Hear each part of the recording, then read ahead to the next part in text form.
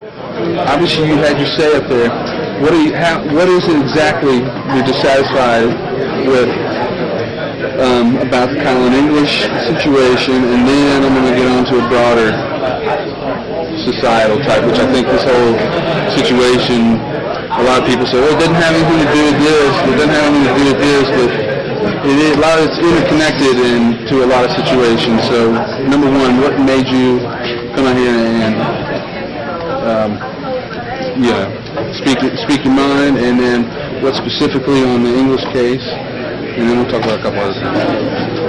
Well, what made me come out here is Kylan English. Like I'm saying, because he's passed, he's a friend. We weren't that close, and we found out that we were family in the end. But I felt like it was time for us to say something. We've been really quiet for a long time, and we've witnessed so much. Just because we look maybe a lot younger than a lot of people we've spoken before, doesn't mean we don't know that or have an encounter with the police or whatnot. So I just felt like silence doesn't get you anywhere. It can, but not really. The reason I'm here is because it seems like I'm going to use an analogy, like if there's rotten apples that keep falling from the tree, why would I keep picking them up off the ground? I'm going to go to the tree. I'm going to go to the highest authority and try to tell them what I feel the problem is. So that's why I'm here speaking. And I was nervous, but I just feel like what I said needed to be said. So that's why I'm here. Now, what specifically with the Kylan English case did you have the biggest problem with? I mean, there's a lot of different factors. We could probably take 3 or 4 hours going over all the different things, but what was most specifically upset you about that? It was the fact that it seems like we're being ignored. Like, this is somebody's life. It's not just another number. It's not some clothes being stolen. This is somebody who passed away, and it's like they're ignoring us and brushing us off like, oh, they just like, sorry, I'm sorry. It just seems like, go ahead. It just seems like it was a lot of lies. Like, it just doesn't add up. We look at a lot of videotapes, and from what I heard, one of them wasn't actually supposed to get out. But they want to act like that was meant to get out, when in all actuality it wasn't. Like, you can ask the young man how many phone calls he did, how many officers was at his house when he got put in. It just, don't try to play us for the dummies, because we're not. We're way smarter and intelligent than you really think we are. And I don't like that. And the situation it's a huge situation. And for y'all to try to play us like we're dumb and ignorant and don't know anything, it just really bothers my heart and my soul. It just seems like they're trying to not patronize, capitalize. Some of the things that they give us, they're trying to just like, okay, he committed suicide. He did. Said in the window. We're like, okay, if he did, can we see a video? And they're like, oh, investigation. So, well, do you understand a lot of it has to do with legalities? I mean, certain things you can't, because or it might taint a jury who might be, that. I mean, these are all things probably that their lawyers are saying, no, you can't put that out.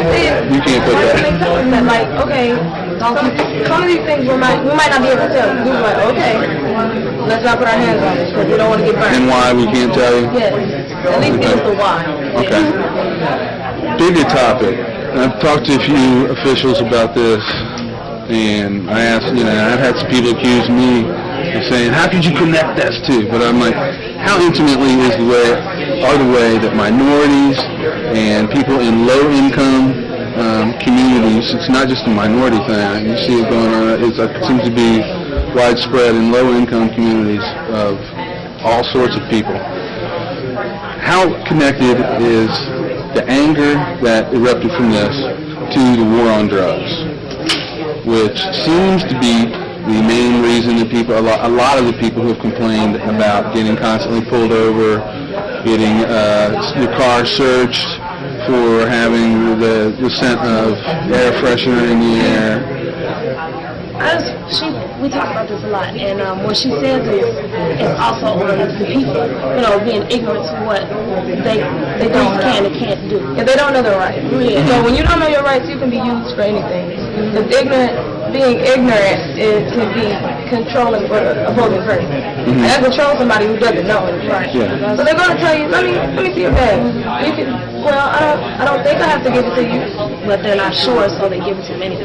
Yeah. So, I mean, and then I don't do drugs, you know, it's not me or whatnot, but I'm not going to judge anybody, especially not the color of his skin and whatnot. And it's like I said, I don't want my brother or cousins to walk around and they see him, African-American male, you know, he walk around, he's got to be doing drugs, he's got to have something, he's got to be something. No, don't put him in a category. Yeah, because statistics say that whites use drugs a lot more than we've seen that over and over and over. That statistics show that African Americans use, like, the color, our darker skin is the more that we use drugs in high school, in college, when you're unemployed, if you have a job.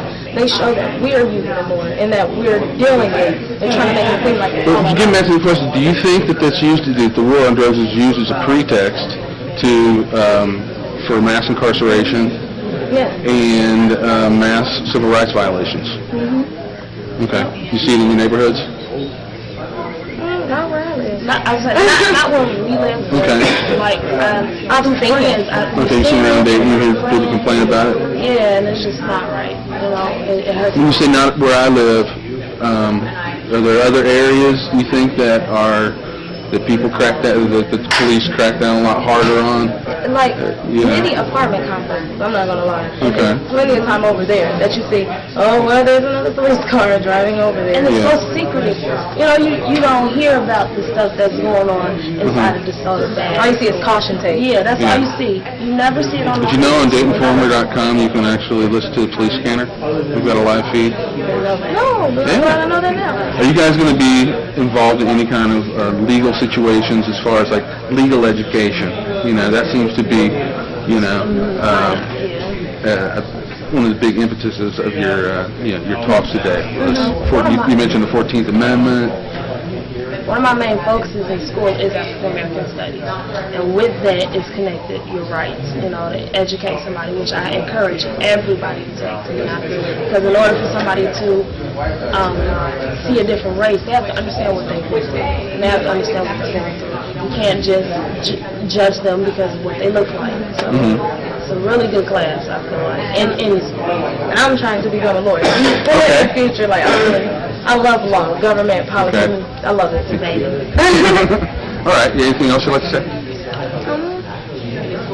No. Any causes you'd like to promote? There's a self-youth forum coming up Okay. Yeah, that we would love to see all the youth come to. So we Okay. Do you know any? I had heard about that last week. Do you know any of the details as far as the? Right now, it's supposed to be in September, but we're trying to push it date back to around early October. Okay. So you guys are involved in the helping plan of that. Okay. it's going to be really good. So we encourage all of us to come out. Yep. All right. I'll definitely be there. All right. Venea Pate, 1348 Harvard Boulevard. I have been debating with myself if it made any difference if I came up here and said anything. And I've come to the decision that it does matter because you have to listen to my voice. I've had concerns with our Justice Department or law enforcement way before Brother Cosby English was dead. And I'm disappointed in myself and the community for us to have waited this long and for something so tragic to finally come out and say, how can we believe in anything our department says when every day we either hear about the mistreatment of our Justice Department or we have actually been an eyewitness to the abuse of power they have used with many situations, whether it's a traffic violation or domestic disputes. I don't like to pull the race card, but it seems like it especially happens when it comes to our African Americans and our young men. I want to believe that when my brother is of age and able to be on his own, that he won't be placed into a category of being a drug dealer or a thug or a menace to society. I'd love to believe in saying that all officers are here to protect and serve the community. I want to believe that I can count on our officers to do their jobs correctly without stripping someone of their rights. I want to believe in the words that our police department, and I quote from our city manager, is one of the best in the nation. I'd love to believe all of that. But how can I, when I witness the family member's vehicle get searched without permission and without a just cause? How can I believe in anything I'm told when I witnessed a friend get threatened with going to jail after her car was broken into and she was using her freedom of speech. Even after they threatened her, they still did nothing to help her current situation. How can I believe in anything? I'll answer that. I can't. This matter with our officers did not just start with Brother English, neither does it revolve around him. As a community, we have let him and all of those who were mistreated by the police department down by waiting so long to come up and say anything on this situation. This is not my first commission meeting, and it definitely won't be my last. I've been quiet for the last few weeks listening to my father and others speak. And now it's my turn to speak out, and I'm encouraging more of our youth to come and be heard. My hope is that the words of myself and others don't fall on deaf ears, and I'm praying that it's sooner than later, because later may be too late. Thank you.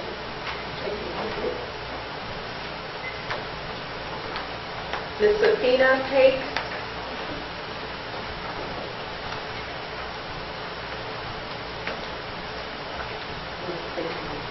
Sophia Pate, Harvard, 1348 Harvard Boulevard.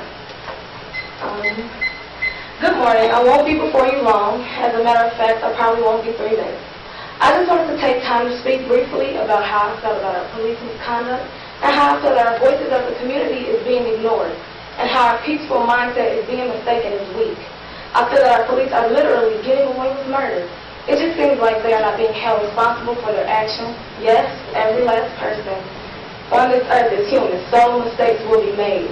But just because a human wears a blue and white uniform or a business suit does not mean that their slip-ups will go unpunished.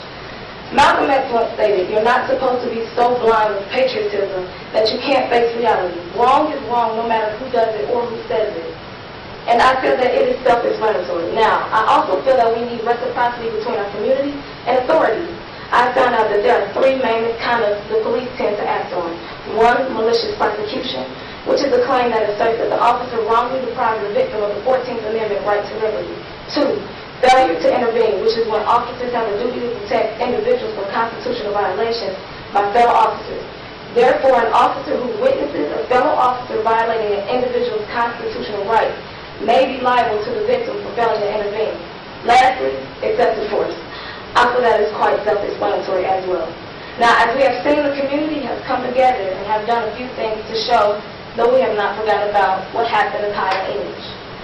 There have been rallies, meetings, marches, etc. None has caused any trouble. But I believe you're taking this as a joke or entertainment. Well, this is not BET, but this is reality. And I'm here to tell you that even though we have not shown any belligerence, does not mean we don't have any other way of getting our point across. Families, friends, and victims. As Martin Luther King Jr. said, and I quote, never succumb to the temptation of bitterness.